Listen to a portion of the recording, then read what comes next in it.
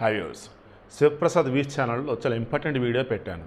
But ఎందుకు ఆ ఛానల్ని సరిగా మీరు చూడట్లేదో, లేదంటే ఆ ఛానల్ లింక్ తెచ్చి క్యాటలిస్ట్ ఛానల్లో పెట్టిన సార్ మరి ఎందుకు చూడలేదో నాకు అర్థం కావట్లేదు. మేజర్ ఇంపార్టెంట్ టాపిక్స్ ఫస్ట్ దానిలోనే ఇస్తున్నా, బట్ అది చూడలేదని చెప్పేసి అగైన్ దాన్ని క్యాటలిస్ట్ ఛానల్ ఇవ్వాల్సి వస్తుంది. ఆపరేషన్ టిక్కా ఇది గతంలో తూర్పు పాకిస్తాన్గా ఉన్నటువంటి ప్రస్తుతం బంగ్లాదేశ్ ఉంది కదా, దాని విముక్తి కోసం మన వాళ్ళు పెట్టుకున్నటువంటి పేరు.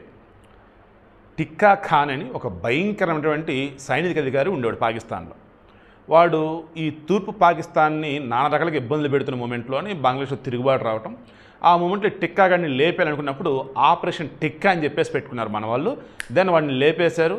వాడి వల్ల చనిపోయినటువంటి కొన్ని వందల కుటుంబాలకు సంబంధించేసి న్యాయం చేశారు. అండ్ ప్రశాంతంగా ఈ రోజు ఉన్నటువంటి బంగ్లాదేశ్కి మన వాళ్ళే స్వాతంత్రం ఇచ్చారు. కానీ మన దౌర్భాగ్యం, మన దరిద్రం, ఆ బంగ్లాదేశ్ వాళ్ళే అమ్మ రొమ్ము పాలు తాగి ఆ రొమ్ముల్నే కోసినట్టు మన మీద పడి ఏడుస్తూ ఉంటారు. ఎక్కడ లేని వరస్టగాళ్ళంతా కూడా అందులోనే ఉన్నారు.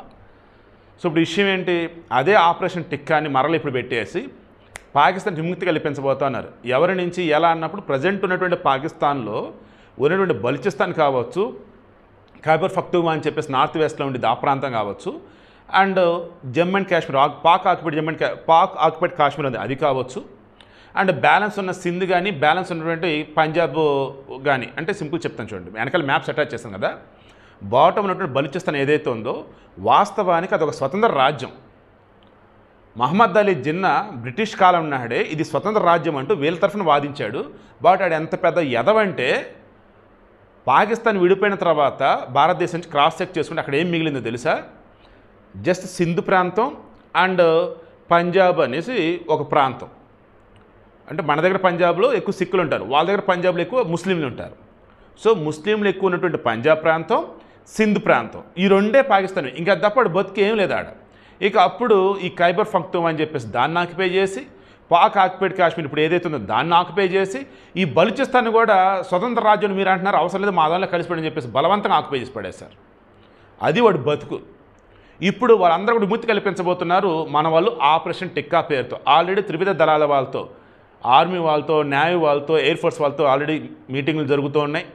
ఆల్రెడీ అమెరికా సపోర్ట్ ఇస్తుంది, రష్యా సపోర్ట్ ఇస్తుంది, జర్మనీ, యూకే, ఫ్రాన్స్ వీళ్ళంతా మనకి ఇప్పుడు సపోర్ట్ ఉన్నాయి, ఇంక్లూడింగ్ ఇటలీ. అంటే యూరోపియన్ దేశాలు, అమెరికా ఇవన్నీ మనకి సపోర్ట్ ఉన్నాయి. జస్ట్ ఏంలా ఈ ముస్లిం మతంలో ఉన్నటువంటి ఆ తీవ్రవాదులు ఎవరైతే ఉన్నారో వాళ్ళ వల్ల ప్రపంచానికి హాని ఉంది. సో వారిని ఏరివేద్దాం, శాస్త్రం నిర్మూలిద్దాం. ఎలా ఏంటంటే గతంలో మనం సర్జికల్ స్ట్రైక్ చేసి పాక్ ఆక్యుపైడ్ కాశ్మీర్ ఉన్నటువంటి వాళ్ళని ఏరు అవతల పడేసాం. బట్ వాళ్ళు అలాగే ఉన్నారు, రూట్ లెవెల్స్ అలాగే. సో మొత్తం కూడా ఇది చేయాలంటే పాకిస్తాన్ని మ్యాప్ దాని యొక్క నైసర్గిక స్వరూపం ఉందే అది 1947కు ముందు ఎలా ఉందో అలా ఉంచాలి. ఈవెన్ ఈ సింధు ప్రాంతంలో సెపరేట్ కంట్రీ కావాలని అడుగుతున్నారు. పాక్లో ఉన్నటువంటి పంజాబ్లో సెపరేట్ కంట్రీ అడుగుతున్నారు. ఈ ఖైబర్ పఖ్తూన్ఖ్వా అని చెప్పేసి నార్త్ వెస్ట్ ప్రాంతంలో ఏదైతే ఉందో అక్కడ పఖ్తూన్స్ ఎక్కువ ఉంటారు. వాళ్ళు వచ్చేసి అయితే ఆఫ్ఘనిస్తాన్లో కలుస్తారు, లేదంటే సెపరేట్ కంట్రీ వాళ్ళు అడుగుతున్నారు. బలూచిస్తాన్ ఎప్పటి నుంచో పాపంలో సెపరేట్ కంట్రీ కోసం పోరాడుతూనే ఉన్నారు. అత్యధిక వనరులు ఉండేది వాళ్ళ దగ్గర. బట్ వాళ్ళ దగ్గర 100 రూపాయలు తీసుకొని కనీసం 5 రూపాయలు కూడా ఖర్చు పెట్టరన్నమాట ఈ పాకిస్తాన్ ఎదవలు. మన ట్రైను హైజాక్ జరిగిందే వీళ్ళు చేసిందే పాపం. సో వీడియో క్లోజ్ చేస్తున్నాం. ఈ వీడియో అందరికీ షేర్ చేయండి.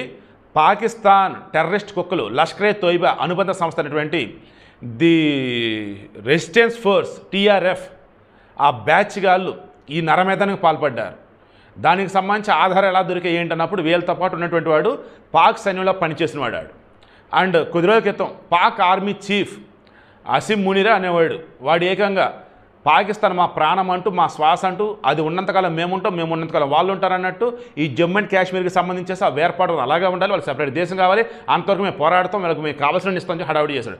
వాడు హడావుడి చేసిన కొద్ది రోజులకి ఈ పేరు మర్చిపోయా, ది రెసిస్టెన్స్ ఫోర్స్ సంబంధించి బ్యాచ్ ఎవరైతే లష్కరే తోయిబా బ్యాచ్, వీళ్ళు ఈ పంజాబ్ ఏదైతే ఉందో పాకిస్తాన్లో పంజాబ్ ఆడక వస్తే ఒక మిలిటరీ వాడు స్వాగతం పలికాడు. అంతేందుకు నేను ఇన్సిడెంట్ జరిగిన తర్వాత పట్టపగల మధ్యాహ్నం 3 గంటలకి టూరిస్టులను చంపిన తర్వాత పహల్గాం ప్రాంతంలో పాకిస్తాన్లో సంబరాలు చేసుకున్నారు. ఇవన్నీ కూడా ఆల్రెడీ వీడియో ఫుటేజ్ దొరుకుతూ ఉన్నాయి. సో ఇప్పుడు ఐక్యరాజ్య సమితి మొఖాన కొట్టేసి, రే నాయన నువ్వు నీ బతుకు ఆ పాక్ ఆక్యుపైడ్ కాశ్మీర్ని మాదని చెప్పిన దినాలు నువ్వు చేయలేదు, మరి ఇప్పుడైనా చేయరా బాబా నాలి కాదుకూడదంటే ముందు దాన్ని మనం స్వాధీనం చేసుకోవాలి, మనది మనం తీసుకోవాలి. ఇక ఈ పాకిస్తాన్ని ఎవరి భాగం వాళ్ళకన్నిటి ఇవ్వాలి. ఇక పాకిస్తాన్ నామ రూపాయలు అకౌంట్ చేయాలి. త్వరలో జరగబోయేది అదే. Just wait and see.